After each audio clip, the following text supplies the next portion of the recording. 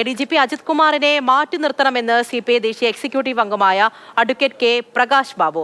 ADGP RSS നേതാക്കളുമായി സന്ദർശനം നടത്തിയത് സർക്കാരിന്റെ നിലപാടുകളെ പ്രതിസന്ധിയിലാക്കി.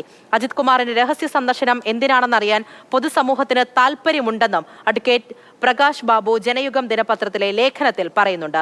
രാഹുൽ ജി നാഥ് വിവരങ്ങളുമായി ചേരുന്നുണ്ട്. Rahul, good morning. ഇക്കാര്യത്തിൽ CPI വീണ്ടും വിമർശനവുമായി എത്തുകയാണ്. പാർട്ടി മുഖപത്രത്തിൽ എന്തിനു വേണ്ടിയായിരുന്നു ഈ കൂടിക്കാഴ്ച എന്നതുൾപ്പെടെയുള്ള കാര്യങ്ങൾ വിശദീകരിച്ചുകൊണ്ട് അഡ്വക്കേറ്റ് പ്രകാശ് ബാബു എഴുതിയിട്ടുണ്ട്. വിമർശനം എങ്ങനെയാണ്, പറയൂ. തീർച്ചയായും അതൃപ്തി ഇപ്പോഴും CPI നേതാക്കൾക്കിടയിലുണ്ട്. ആ ചുമതലയിൽ ADGP MR അജിത് കുമാർ തുടരുന്നതിൽ വലിയ അതൃപ്തിയുണ്ട് എന്നുള്ളത് തന്നെയാണ് ഏറ്റവും പ്രധാനപ്പെട്ട കാര്യം. ഈ ലേഖനം തുടങ്ങുന്നത് സർക്കാരിൻ്റെ നയങ്ങൾ ഒരു തരത്തിലും ജനങ്ങൾക്കിടയിൽ സംശയത്തിനിടയിൽ ഉണ്ടാക്കരുതെന്ന തലക്കെട്ടോടുകൂടിയാണ് തുടങ്ങുന്നത്.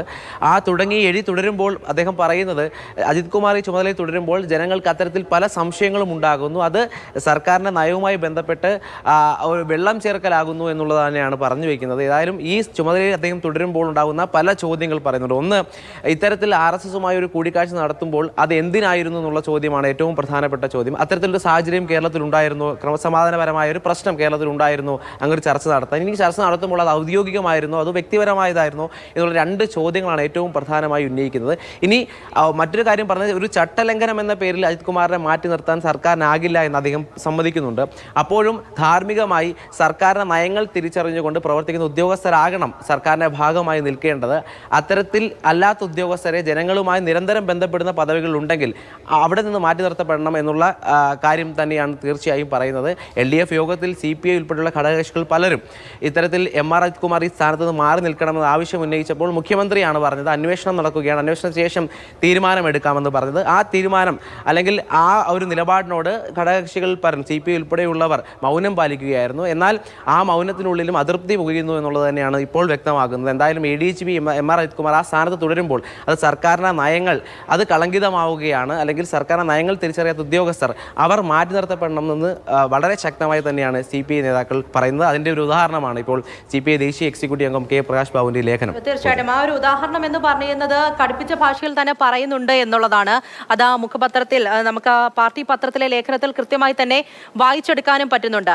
അപ്പോൾ ആ ചർച്ചകൾ ഇപ്പോഴും പാർട്ടിയിൽ അടക്കം തുടരുന്നു എന്നുള്ളത് തന്നെയല്ലേ രാഹുൽ? അപ്പോൾ ഇതിനൊക്കെ മറുപടി പറയാതെ പോകുന്നതും ശരിയല്ലല്ലോ. ഇതിപ്പോൾ സർക്കാർ സംരക്ഷണം ഒരുക്കുന്നുണ്ടോ എന്നുള്ള ചർച്ചയുള്ള രീതിയിൽ വിജിലൻസ് അന്വേഷണം ഇല്ല എന്നുള്ള കാര്യങ്ങൾ ഇന്നത്തെ ദിവസം വാർത്തയായി വരികയാണ്.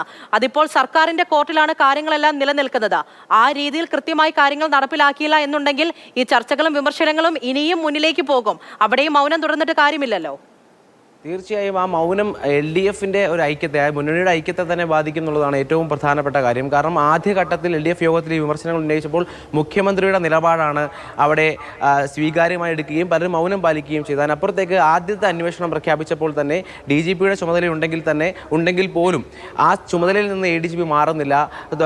അദ്ദേഹത്തിന് തൊട്ട് താഴെയുള്ള തസ്തികയിലുള്ള പദവിയിലുള്ള ആളുകളാണ് ഇത് അന്വേഷിക്കുന്നത്. അത്തരത്തിലൊരു വിമർശനം ഉന്നയിച്ചു. ഇപ്പോൾ വിജിലൻസ് അന്വേഷണം വരുന്നില്ല എന്ന് പറഞ്ഞപ്പോൾ സർക്കാർ എന്തുകൊണ്ട് ഇത്തരത്തിൽ അജിത് കുമാറിനെ സംരക്ഷിക്കുന്ന വലിയ ചോദ്യം നിലനിൽക്കുമ്പോൾ മൗനം പാലിക്കുന്ന സർക്കാരാകുമ്പോൾ ഈ LDF